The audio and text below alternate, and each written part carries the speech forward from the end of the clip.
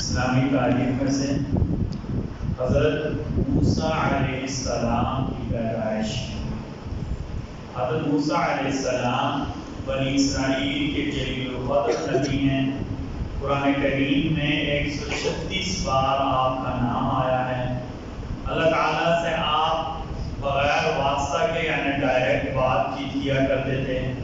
آپ کے والد کا نام عمران تھا۔ جب آپ پیدا ہوئے تو فرعون نے حکم دے رکھا تھا کہ بچوں کو ذبح کر دیا جائے۔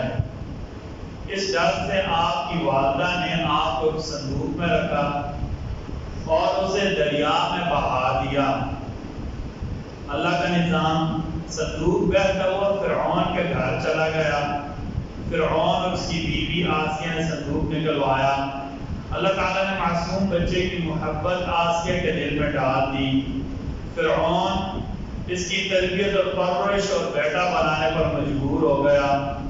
غیبی طور پر شہزادے کی طرح فرعون کے محل میں موسیٰ علیہ السلام نے پرورش پائی۔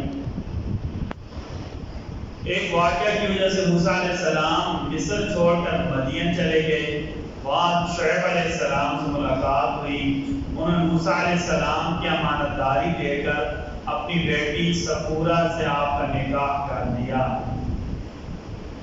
ایک بات کے بارے میں ہمیشہ سچ بولنا۔ نبی کریم صلی اللہ علیہ وسلم نے فرمایا تم سچائی کو لازم پکڑو، ہمیشہ سچ بولو، کیونکہ سچ بولنا نیکی کے راستے پر ڈالتا ہے اور نیکی جنت میں لے کر جاتی ہے۔ ایک فضیلت اور عمل قرآن کریم پڑھنے کی کوشش کرنا۔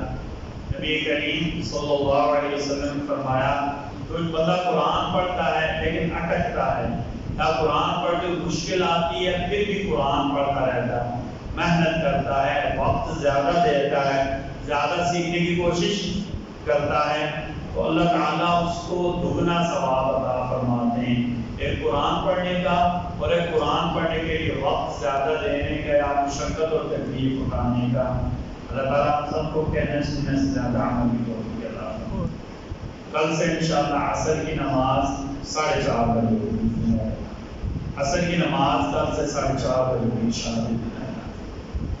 بسم اللہ الرحمن الرحیم، بسم اللہ والصلاة والسلام علی رسول اللہ، بسم اللہ وعلی ملت رسول اللہ، ربنا تقبل منا انک انت السمیع العلیم وتب علینا انک انت التواب الرحیم برحمتک یا